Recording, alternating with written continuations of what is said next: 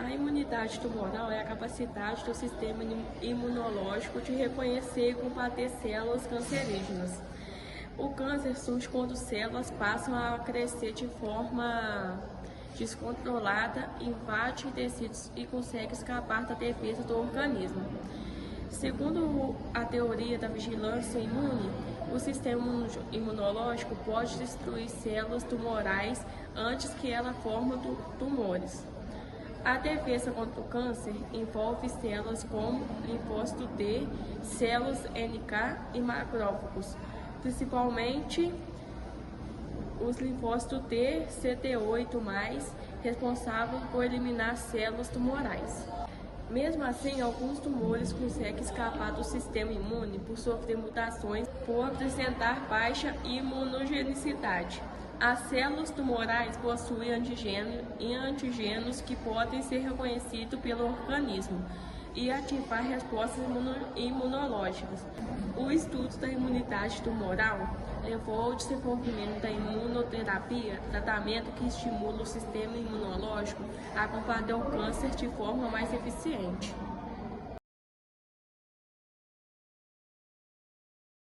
Os tumores podem produzir substâncias chamadas antígenos tumorais, que são reconhecidas pelo sistema imunológico como algo que é anormal. Esses antígenos podem surgir de diferentes formas. A primeira forma é produto de genes mutados. As células cancerígenas sofrem mutações no DNA. Essas mutações alteram proteínas normais da célula, formando proteínas diferentes, que são chamadas antígenos. Como essas proteínas não existem em células normais, o sistema imune pode reconhecê-las como estranhas e ativar os linfócitos T para destruir essas células tumorais. A segunda forma é proteínas normais, mas elas são produzidas em excesso. Alguns tumores podem produzir proteínas normais do corpo em quantidade exagerada. Um exemplo é a tirosinase, encontrada em melanomas. Ela existe normalmente nos melanócitos. Mas no câncer, ela pode aparecer em maior quantidade, permitindo que o sistema imune reconheça a célula tumoral. Mas também existem antígenos câncer testículo, como as proteínas MAGE. Essas proteínas normalmente elas aparecem apenas em testículo e placenta, mas podem surgir em vários tipos de câncer. Por isso, ela também pode servir como alvo da resposta imune e até de vacinas que são experimentais. O terceiro é o antígeno de vírus oncogênitos. Alguns vírus podem causar câncer.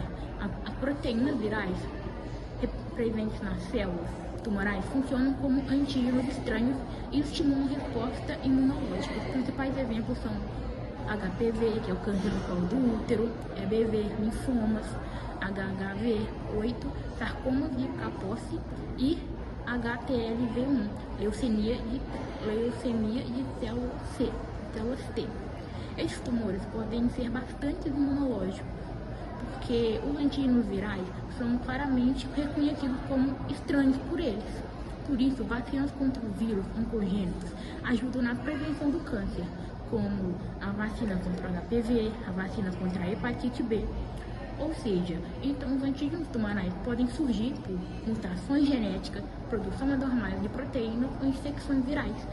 Eles permitem que o sistema imune reconheça e ataque células cancerígenas, sendo fundamentais para a pesquisa em imunoterapia e vacinas contra o câncer.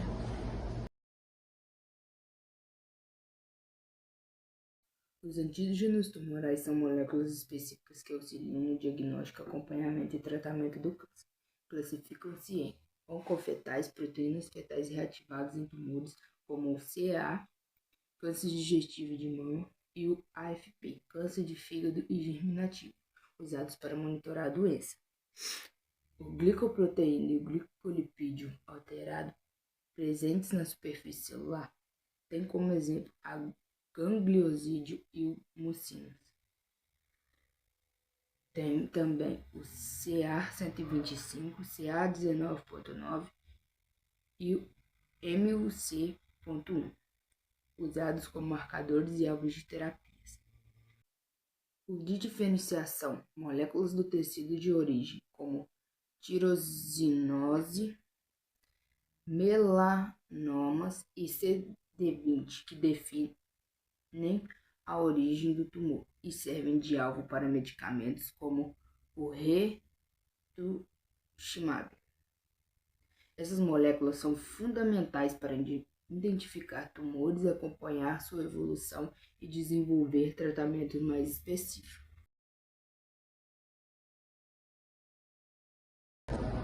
As respostas imunes contra tumores envolvem diferentes células do sistema imunológico, que atuam de forma integrada para reconhecer e destruir células cancerígenas.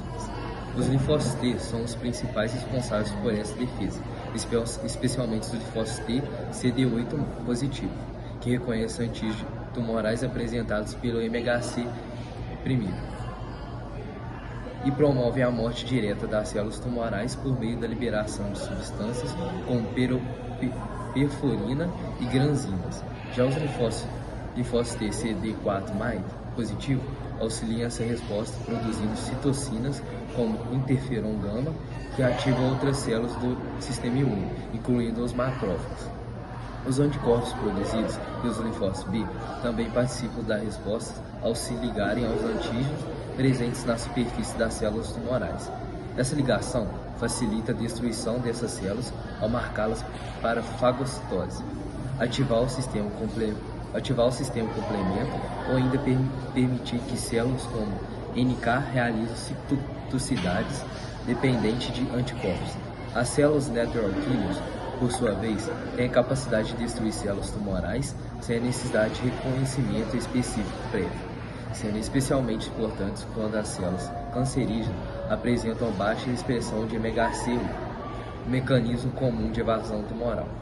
Além disso, os macrófagos, quando ativados, contribuem para a defesa contra tumores por meio da fagocitose de células cancerígenas e da liberação de substâncias tóxicas, como radicais livres e óxido nítrico, que ajudam a destruir o tumor. Eles também produzem citocinas inflamatórias, que intensificam a resposta imune. Dessa forma, a resposta contra tumores depende da ação coordenada entre linfócitos T, anticorpos, células NK e macrófagos, garantindo diferentes formas de reconhecimento e eliminação das células tumorais. A invasão tumoral das respostas imunes ocorre quando as células cancerígenas desenvolvem mecanismos para escapar da vigilância do sistema imunológico, permitindo sua sobrevivência e proliferação dos organismos. Um dos principais mecanismos é o escape do reconhecimento imune por perda da expressão de antígenos. Nesse caso, as células tumorais deixam de expressar ou passam a expressar em níveis muito baixos os antígenos que seriam reconhecidos pelos linfócitos T. Como consequência, o sistema imune não consegue identificar essas células como anormais, elas deixam de ser atacadas, favorecendo a progressão do tumor. Além disso, muitos tumores reduzem a expressão de moléculas do MHC1 na sua superfície, como os linfócitos T CD8 positivo. Dependem dessa molécula para reconhecer e destruir células tumorais. Essa diminuição impede a ação das células, contribuindo ainda mais para o escape imunológico. Embora essas estratégias possam tornar as células mais suscetíveis às células NK, nem sempre essa compensação é suficiente para eliminar o tumor. Outro mecanismo importante é a inibição ativa das respostas imunes. As células tumorais podem produzir substâncias imunossupressoras como TGF-beta e INE10, que reduzem a atividade dos linfócitos e de outras células de defesa. Além disso, podem expressar moléculas inibidoras como PDL-L1, que se ligam às receptoras dos linfócitos T e desligam a sua função. Os tumores também podem recrutar células reguladoras, como os linfócitos T reguladores TREG, que suprimem as respostas imunes do microambiente tumoral. Dessa forma, a invasão tumoral envolve tanto a dificuldade do sistema imune em reconhecer as células cancerígenas, quanto a capacidade do próprio tumor de bloquear ativamente as respostas imunológicas, garantindo sua sobrevivência. A imunoterapia é um tratamento que utiliza o próprio sistema imunológico para combater o câncer. Diferente da quimioterapia, que também afeta as células normais, a imunoterapia pode agir de forma mais específica contra as células tumorais. Ela pode funcionar estimulando a resposta imune do paciente ou fornecendo células anticorpos para atacar o tumor. E também as formas de combate da imunoterapia é vacina contra tumores. As vacinas tumorais estimulam o sistema imune a reconhecer, a reconhecer antígenos presentes nas células cancerígenas. Elas podem ser feitas como antígenos tumorais, células tumorais mortas, células dendríticas, DNA tumoral ou vetores virais. As células dendríticas elas têm um papel importante porque elas apresentam os antígenos aos linfócitos T, ativando principalmente os LT e também CD8+. Um exemplo importante é a vacina contra o HPV, que reduz o risco de câncer de colo do útero. 2. Bloqueio de checkpoint imunológico. Os tumores, eles conseguem desligar os linfócitos T, usando moléculas inibidoras chamadas checkpoints imunológicos. As principais são CTLA4, PDL1. A imunoterapia ela usa anticorpos que bloqueiam esses checkpoints, permitindo que as células T voltem a atacar o tumor. Essa estratégia teve muito acesso em melanomas e outros cânceres avançados. O problema é que pode acabar causando reações autoimunes, porque o sistema imune fica hiperativado, trazendo essa consequência. 3. Uso de citocinas. Citocinas elas são moléculas que estimulam células imunes, células do sistema imune. Algumas usadas no tratamento são IL-2 e IFN-alfa. Elas aumentam a atividade de células T e células NK contra o tumor. Apesar de ajudar em alguns cânceres, podem causar efeitos tóxicos importantes devido à inflamação intensa. 4. Terapia celular adotiva. Nessa técnica, células do sistema imune são retiradas do paciente modificadas ou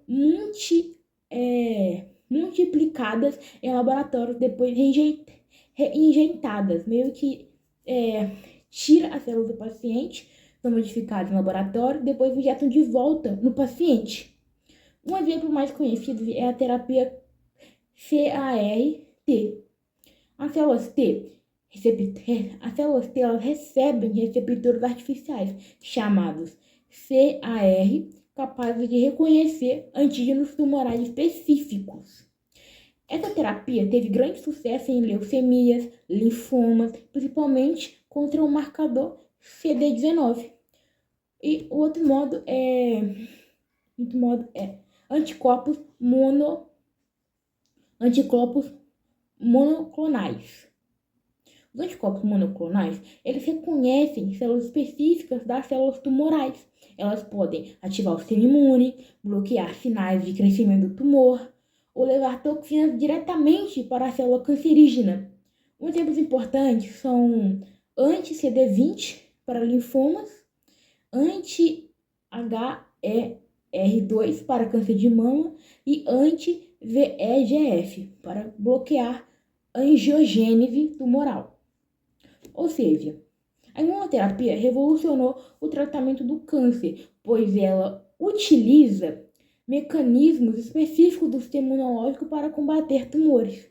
Mesmo apresentando limitações e efeitos colaterais, ela apresenta uma das áreas mais promissoras da oncologia moderna. Embora grande parte do ênfase em imunologia tumoral seja sobre o papel do sistema imune na erradicação de tumores evidentes, o sistema imune também pode contribuir para o desenvolvimento de alguns tumores sólidos. Na verdade, a inflamação crônica tem sido reconhecida como um fator de risco para o desenvolvimento de tumores em muitos diferentes tecidos, especialmente aqueles que afetados por doenças inflamatórias crônicas, como, por exemplo, o esôfago de Barrett, a doença de Crohn e a colite ulcerativa. Alguns tipos de câncer associados à infecção também são considerados como resultado indireto de efeitos carcinogênicos do estado inflamatório crônico, induzidos pelo organismo infeccioso. Esses incluem carcinoma gástrico e linfoma dentro de um quadro de infecção crônica por Helicobacter pylori e carcinoma hepatocelular, associados à hepatite B crônica e infecção por vírus C. Embora os mecanismos pela qual a inflamação crônica pode promover o desenvolvimento de um tumor não sejam bem compreendidos, existem várias possibilidades sustentadas por danos em modelos de roedores. As células do sistema imune inato são consideradas as culpadas mais diretas pela promoção de tumores entre as células do sistema imunológico. Macrófagos do fenotipo alternativamente ativo, associados a tumores, assim como outras células, são fontes de VEGF, o que promove antigênesis e de metaloproteinases de matrizes que modificam o tecido extracelular. Portanto, a ativação crônica de algumas células do sistema imune inato é caracterizado pela antiogênese e remodelação de tecidos, o que favorece o crescimento de tumores e seu espalhamento. As células imunes inatas também podem contribuir para a transformação maligna celular, através da geração de radicais livres que causam danos no DNA e desencadeiam manutenção em genes supressores de tumor e oncogênesis. Alguns dados sugerem que as células do sistema imune inato, incluindo mastocitos, neutrófilos e macrófagos, secretam fatores solúveis que promovem a progressão de ciclo celular e a sobrevivência das células tumorais. O fator de transições NF-κB, que é um importante mediador da resposta imune inata, pode desempenhar um papel importante na progressão do câncer associado à inflamação. O sistema imune adaptativo pode promover a ativação crônica das células imunitárias inativas de várias maneiras, incluindo a ativação dos macrófagos mediados por células T no quadro de infecções microbianas intracelulares persistentes, bem como durante a doença maligna, mesmo quando os agentes infecciosos não estão presentes.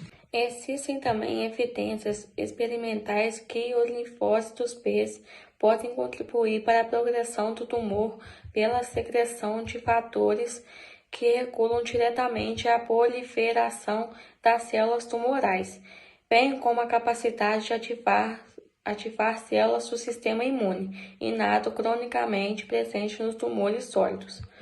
Os eventos da promoção de tumores do sistema imunitário são paradoxais e contribuem um assunto de investigação ativa nesse momento.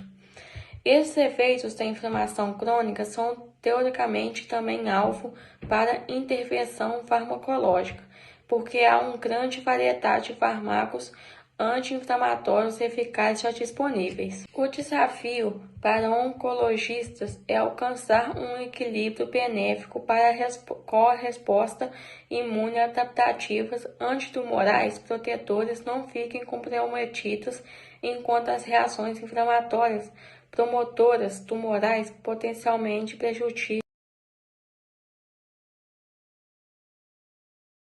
Tumores têm antígenos que poderiam ser reconhecidos pelo sistema imune, mas geralmente escapam da defesa por mecanismos como redução de moléculas de reconhecimento, liberação de substâncias supressoras e ativação de freio das células de defesa. A resposta antitumoral depende principalmente de linfócitos T, células NK e macrófagos. A imunoterapia fortalece essa defesa. Na forma ativa, estimula o próprio organismo ou bloqueia os freios da imunidade. Na passiva, usa componentes prontos ou células modificadas, como terapia CAR-T. Esse conhecimento tornou a imunoterapia uma das estratégias mais eficazes e promissoras contra o câncer.